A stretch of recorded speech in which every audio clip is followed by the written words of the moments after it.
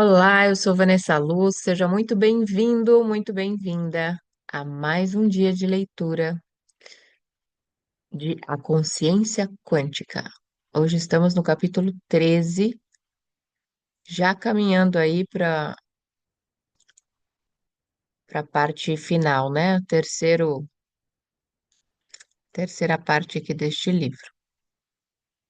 O significado e o propósito da vida. Com frequência, as pessoas me perguntam qual o significado e o propósito de uma existência humana na Terra. O que estamos fazendo aqui? A visão de mundo quântica nos dá pistas sobre esse propósito? Em termos bem simples, a resposta para essas perguntas é que estamos aqui para satisfazer nossa alma. Então, cada pessoa deve se questionar: o que me satisfaz de fato? O prazer pode parecer compensador durante certo tempo, mas as energias envolvidas nesse contentamento residem, na verdade, naquilo que chamamos de chakra do plexo solar, e não no chakra coronário, onde experimentamos a verdadeira satisfação, a plenitude. Logo, o sentimento de satisfação da alma nunca vem de atividades direcionadas ao prazer. Só quando temos sentimentos profundamente positivos, associados ao amor ou a qualquer outro arquétipo, é que satisfazemos verdadeiramente as necessidades da alma. A alma, nesse contexto, significa o corpo supramental ou arquetípico, ou, mais precisamente, as representações mentais dos arquétipos que criamos e que algumas tradições chamam de mente superior. Quando exploramos o significado e os valores arquetípicos de que Platão falava, amor, beleza, justiça, verdade, bondade, abundância, sentimos-nos felizes e satisfeitos. Quando incorporamos esses valores e arquétipos, enriquecemos o conteúdo da nossa alma. Essa é a meta da nossa evolução. Podemos buscar tal objetivo em nossa vida aplicando a nossos pensamentos e ações esse critério bem simples. O ato que estou prestes a realizar, a experiência que estou prestes a escolher, vai me aproximar da plenitude ou me afastar dela?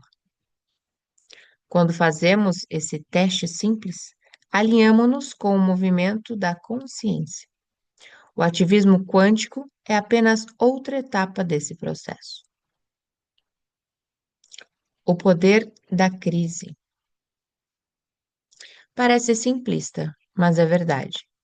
E se é verdade, por que não ficamos mais cientes e atentos a esse modo simples da vida? Será que é apenas uma questão de publicidade, de deixar a verdade ser conhecida? O mundo não seria melhor se todos seguissem esse caminho simples? Encontre a satisfação e alinhe-se com o movimento da consciência. Bem, em termos práticos, é nítido que muitas vezes precisamos de alguma crise a fim de despertar para essa verdade.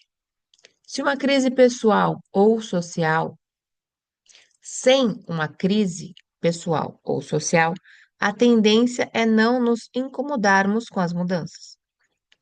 Para alguns de nós, uma crise de autoconfiança ou uma crise pessoal de infelicidade faz a diferença. Certa vez, quando estava numa conferência, passei o dia sendo invejoso. No final da noite, ocorreu-me um pensamento, e esse pensamento mudou a minha vida. Por que eu estava vivendo daquele modo? Por que eu estava deixando a falta de integração e o isolamento dirigirem a minha vida?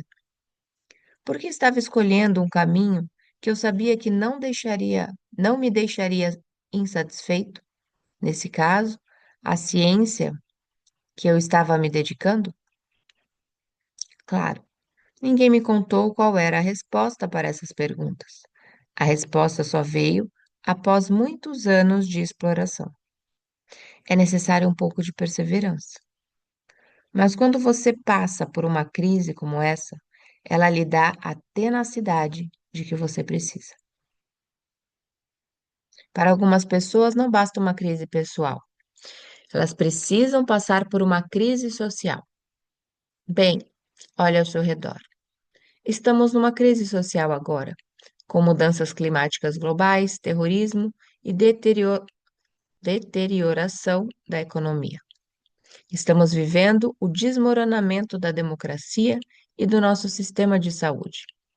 Mas depois de nos conscientizarmos dessas crises e das falhas da economia atual, que é materialista, insustentável e movida pelo consumo, o que podemos fazer para mudar isso?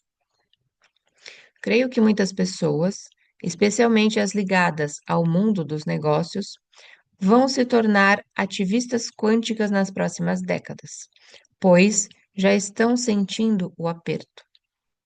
Sabemos que não podemos simplesmente continuar a gerir a economia como temos feito, sem inovação, sem desenvolvimento de novos setores para os quais a economia pode se expandir, sem prestar atenção ao bem social e à sustentabilidade. A indústria da informação ainda caminha bem. As pessoas seguem comprando celulares de última geração. Mas por quanto tempo isso vai continuar? Não existe significado nem satisfação em nosso percurso atual. O consumismo e o materialismo que o movem não são mais forças que satisfazem. Enquanto isso, estamos perdendo empregos para robôs, empregos que, por sua vez, propiciam-nos dinheiro para nos entregarmos ao consumismo. O que podemos fazer? Como cientista em busca de integração, sugiro ampliar a arena econômica para incluir commodities espirituais que podem resgatar o consumismo e criar empregos significativos para substituir aqueles perdidos para as máquinas. No meu livro Economia da Consciência, 2015, sugiro levarmos a produção e a venda de commodities sutis e espirituais para a arena econômica. Mas como commodities espirituais, como felicidade e amor, podem ser compradas e vendidas? Como podem ser produzidas em massa? Entendo que isso pode acontecer quando mudarmos de atitude. Se você quer se tornar um comerciante de felicidade em vez de um comerciante de violência, pare de vender armas e comece a vender amor. Posso garantir que isso vai resolver a crise pessoal, fazendo que você, fazendo de você uma pessoa muito satisfeita. É esse o tipo de desafio que atrairá os empresários para uma visão de mundo quântica, tornando-os ativistas quânticos. Poker do karma. A física quântica apresenta uma solução maravilhosa para o problema do propósito de uma vida específica, a memória não local.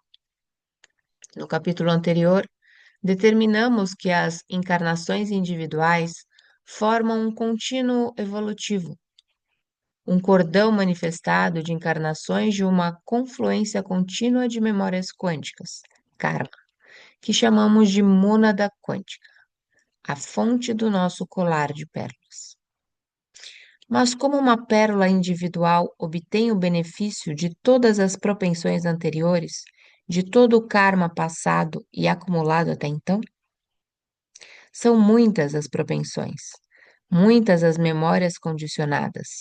Como podemos focalizar a exploração específica de um arquétipo? Podemos ser atraídos para um número muito grande de projetos e depois tentar usar todos os talentos que foram ativados em nós. Como resultado, nenhuma de nossas explorações será vigorosa e bem-sucedida. A satisfação pode ser fugidia. Os hindus têm uma resposta para isso. Segundo a sua teoria, existe um grande acúmulo de karma num dado momento, mas não experimentamos todo ele ao nascer. Só uma parcela direcionada das propensões acumuladas é levada para um nascimento específico. Além disso, evidentemente, adicionamos mais propensões ao karma cumulativo total. Esse é o chamado karma futuro. Logo, há três tipos de karma: o karma acumulado, o karma destinado indigente, trazido para a vida atual, e o karma futuro, criado nesta vida. David Kleins, terapeuta especializado em regressão a vidas passadas, teve a oportunidade de estudar um número muito grande de pacientes que submeteram a técnica sob sua orientação. Para muitos deles, foi registrada mais de uma encarnação. Kleins ficou surpreso ao perceber que as propensões de uma vida e as encarnações subsequentes não demonstram muita continuidade. O padrão encontrado se ajusta a uma hipótese que ele chamou de poker do karma. No poker, cada jogador começa com apenas 5 de 52 cartas. Klein teorizou que as pessoas, de modo similar, não trazem todo o karma acumulado para uma encarnação específica, o baralho todo, por assim dizer, mas só parte dele. Seus dados empíricos e sua conclusão sustentam o que os hindus teorizaram há milênios. Só trazemos uma parte do karma acumulado para determinada encarnação. Mas precisamos levar a próxima parte da teoria hindu a sério. Porque escolhemos um subconjunto, por que escolhemos um subconjunto do karma em especial? Por que essas 5 cartas específicas? Os hindus dizem que levamos essas cartas específicas para a mesa porque queremos cumprir determinada agenda de aprendizado nesta vida. Toda encarnação tem um propósito, que é a obediência à agenda de aprendizado que a encarnação deveria seguir. Os hindus dão a essa ideia o nome de Dharma. Às vezes, claro, as coisas fogem do controle. Devido às circunstâncias da vida, é possível que as propensões necessárias para seguirmos nosso Dharma nunca sejam ativadas. Talvez não prestemos atenção em nossos talentos ou não busquemos os significados e arquétipos corretos desses talentos. Subitamente estamos em crise. Intuímos que temos de mudar e, de repente, por meio de um evento de sincronicidade, de uma experiência de cristalização, descobrimos a nossa agenda de aprendizado, o nosso Dharma. Quando seguimos o Dharma com convicção, ele nos traz satisfação. Se as propensões nunca são ativadas, ou se ativadas não se ajustam àquilo que exploramos, então permaneceremos insatisfeitos. Muitas pessoas vivem sua vida sem nunca se sentirem satisfeitas. Como saber que cartas recebemos? Essa é uma pergunta importante. Se tivermos sorte, a experiência de cristalização acontecerá naturalmente. Mas se ela não ocorrer no curso natural da vida, o que podemos fazer? Em meus workshops, conduzo as pessoas por experiências de recordação de memórias, para que possam se lembrar de suas propensões de infância e descobrir aquelas que não têm sido usadas. Talvez haja um arquétipo que lhes tenha dado satisfação na infância, mas que não está sendo seguido por causa de alguma circunstância de vida. No exercício de respiração holotrópica de Stan Grof, algumas pessoas conseguiram espontaneamente uma experiência similar de recordação de memória pela qual se lembraram do objetivo, do propósito que motivou a atual encarnação.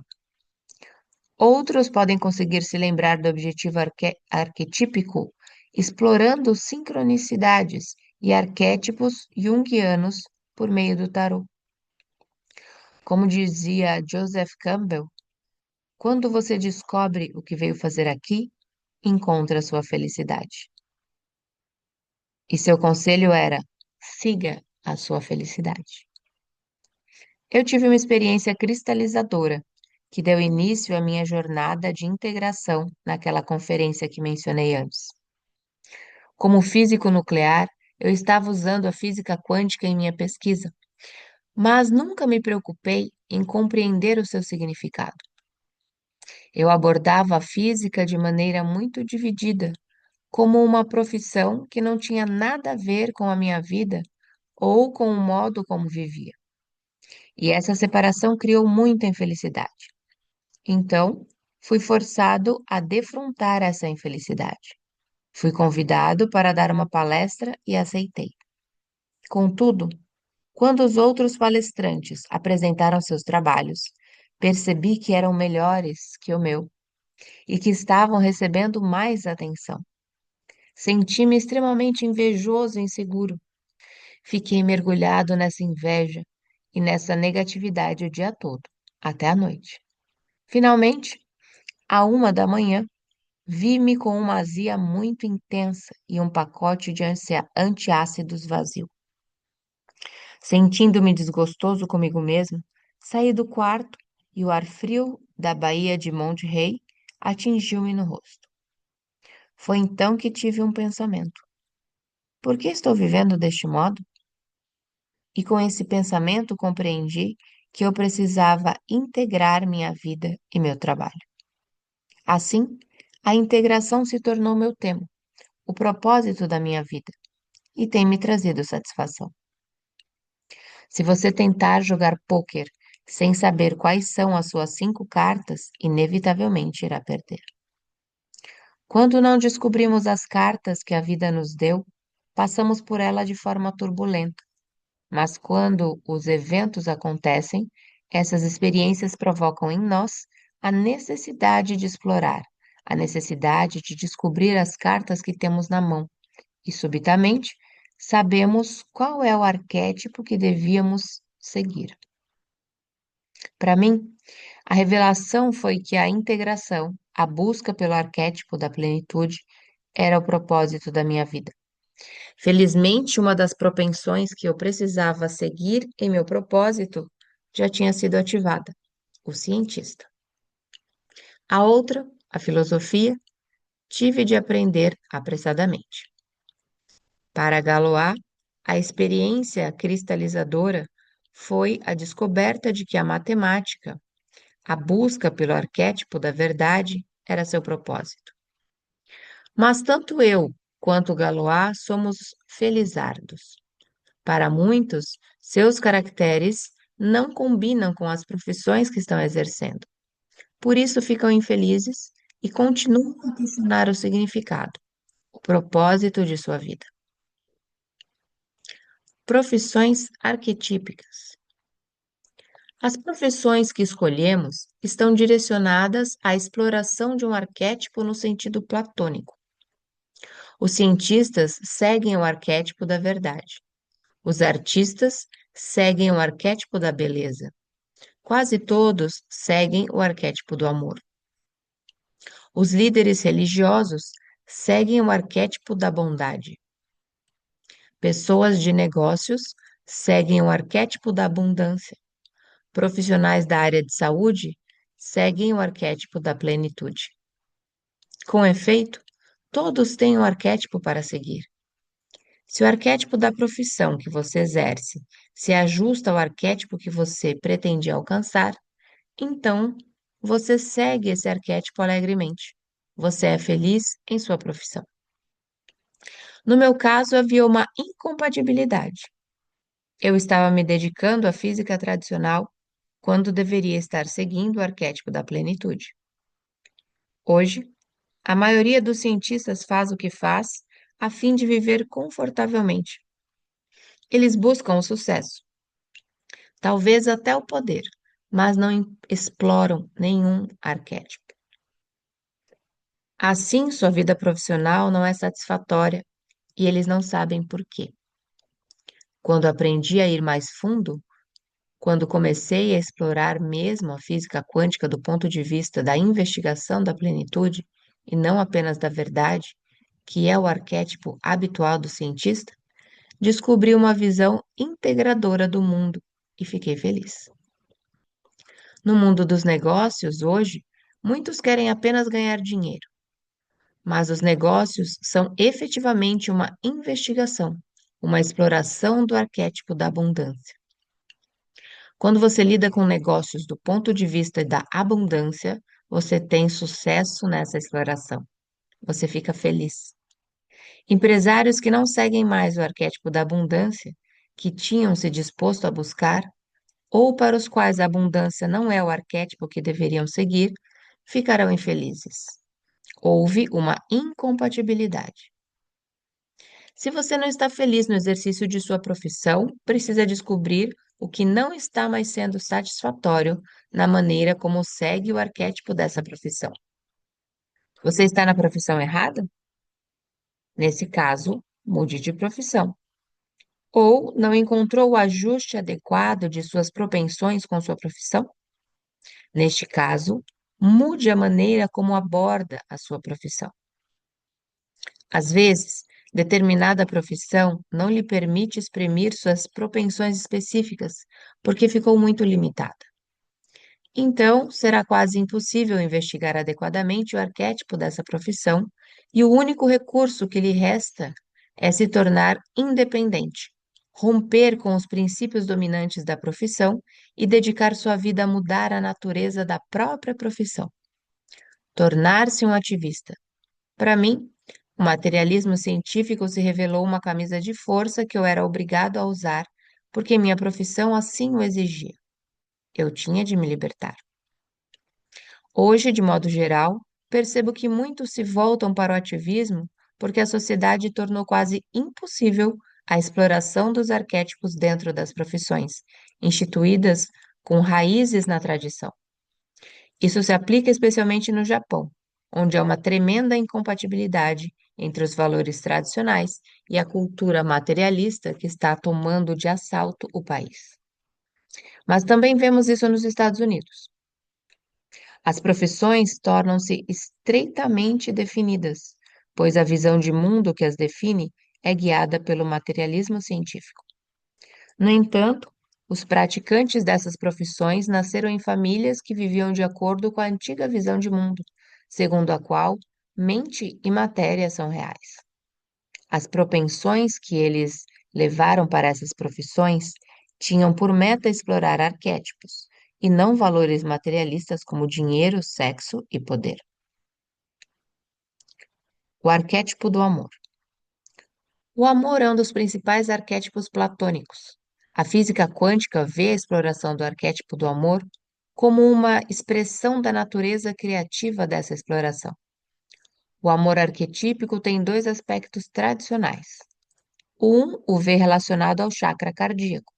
O outro, o vê relacionado ao seu campo morfogenético, a matriz da forma e da função biológicas da glândula timo, cujo papel é distinguir o ego do outro.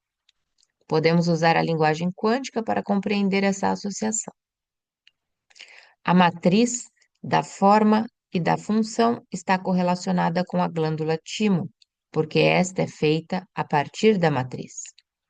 Assim, a matriz faz parte do corpo vital e o órgão faz parte do corpo físico. É esse par vital-físico que precisamos focalizar. Essa é a linguagem que a nova psicologia quântica usa quando fala dos chakras. A psicologia quântica, na psicologia quântica, cada chakra é a confluência dos órgãos físicos com suas matrizes vitais. Em cada chakra, nós experimentamos um sentimento específico que está conectado ao movimento do campo morfogenético desse chakra, sua matriz vital. Aquilo que sentimos é energia vital, uma energia que se move para dentro e para fora daquela parte do corpo vital. Não é o movimento do órgão físico, mas da energia vital da matriz correlacionada com o órgão. No caso do chakra cardíaco, quando o sistema imunológico, na forma da glândula timo, nega a distinção entre o eu, meu corpo, e o não eu, aquilo que é estranho ao meu corpo, sua função é suspensa e sinto a possibilidade do amor por outra pessoa.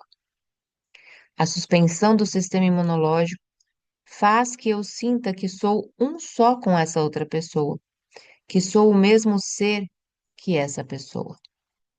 Logo, sinto que ela é minha e eu sou dela. E esse sentimento se expressa com a forte intenção de união corporal. É isso que chamamos de amor romântico. O amor romântico é uma maneira de iniciar a exploração do amor arquetípico. O amor romântico é um amor com forte orientação física, mas ainda contém um aspecto quântico, um aspecto de correlação não local, a correlação entre sentimentos vitais e o funcionamento de um órgão físico. O aspecto corporal do amor romântico expressa-se em termos de moléculas de emoção, como as moléculas do prazer chamadas endorfinas, pois o cérebro entra em cena, porque a sexualidade está envolvida. Mas essas moléculas só permanecem ativas durante certo tempo. Elas não se mantêm ativas com a mesma intensidade e com o mesmo parceiro para sempre. Um dia elas param devido à habituação. É aí que o amor romântico fica sem combustível. De todo modo, o amor que mantém a função imunológica suspensa é importante, pois dá a esse sistema uma folga crucial para o seu funcionamento correto. Assim como no neocórtex, assim como o neocórtex descansa quando dormimos, o sistema imunológico descansa quando a função é suspensa por estarmos empenhados em amar alguém. Mas será que o amor pode continuar mesmo depois que as moléculas que medeiam seus prazeres físicos se esvaem? Sim, se lidarmos com o amor incondicional de forma criativa. Se você ama alguém, ainda que as energias sexuais impulsoras desse relacionamento estejam esmaecidas, esse é o início da busca pelo amor incondicional. Como um efeito colateral positivo da busca, seu sistema imunológico obtém o descanso de que necessita. Essa busca não exige a sexualidade. Perdão. Quando você explora o amor criativamente, conduzido pelo amor incondicional, você mergulha na natureza quântica e criativa do amor, o amor quântico. Além disso, a criatividade é apenas um aspecto da natureza do amor quântico. Novas pesquisas dizem que o sistema imunológico tem uma espécie de autonomia análoga à autonomia encontrada em torno do neocórtex. Isso nos leva a perguntar se existe um self associado ao chakra cardíaco, como aquele ocasionado por uma hierarquia entrelaçada. Noutras palavras, existe um self no corpo? Existe uma identidade de consciência associada aos órgãos do chakra cardíaco? Sabemos que a consciência se identifica com o neocórtex, com o cérebro. Podemos dizer também que a consciência se identifica com os órgãos do chakra cardíaco? No entanto, o sistema imunológico não tem uma hierarquia entrelaçada entre os seus componentes. Nem preciso dizer que, quando analisei esse problema, fiquei muito intrigado. Então, voltei a analisar a questão do ponto de vista da medicina tradicional chinesa. Na medicina chinesa, quando se fala de órgãos que se influenciam mutuamente, não se fala de órgãos físicos, mas dos correlatos vitais dos órgãos físicos que interagem por meio de caminhos chamados meridianos. Existe, por exemplo, um meridiano que vai desde o correlato vital do fígado, um órgão do chakra do plexo solar, até o correlato vital de um órgão do chakra cardíaco. Do ponto de vista quântico, isso significa que existe uma hierarquia entrelaçada entre as matrizes vitais dos órgãos do chakra do plexo solar e as matrizes vitais dos órgãos do chakra do coração. Uma hierarquia entrelaçada que envolve o corpo vital e dois chakras diferentes. Essa hierarquia entrelaçada não causa a autorreferência compulsória que surge com o colapso da onda de possibilidade, como no cérebro. Aquela exige uma hierarquia entrelaçada no corpo físico. Mas se pudermos nos identificar, mesmo no nível vital, com uma hierarquia entrelaçada, será que poderemos desenvolver o senso de um self, que poderia ser chamado de self do coração, ou de centro do coração do corpo? Ficamos por aqui em mais um dia de leitura da consciência quântica. E se você chegou aqui apenas nesse vídeo, não deixe de ler a descrição. Ali tem uma reflexão, além de ter também a playlist de toda essa leitura e o meu contato caso você queira fazer parte do grupo de leitura, onde nós conversamos sobre o que estamos lendo diariamente. Um beijo no seu coração, meu nome é Vanessa Luz e até a próxima leitura.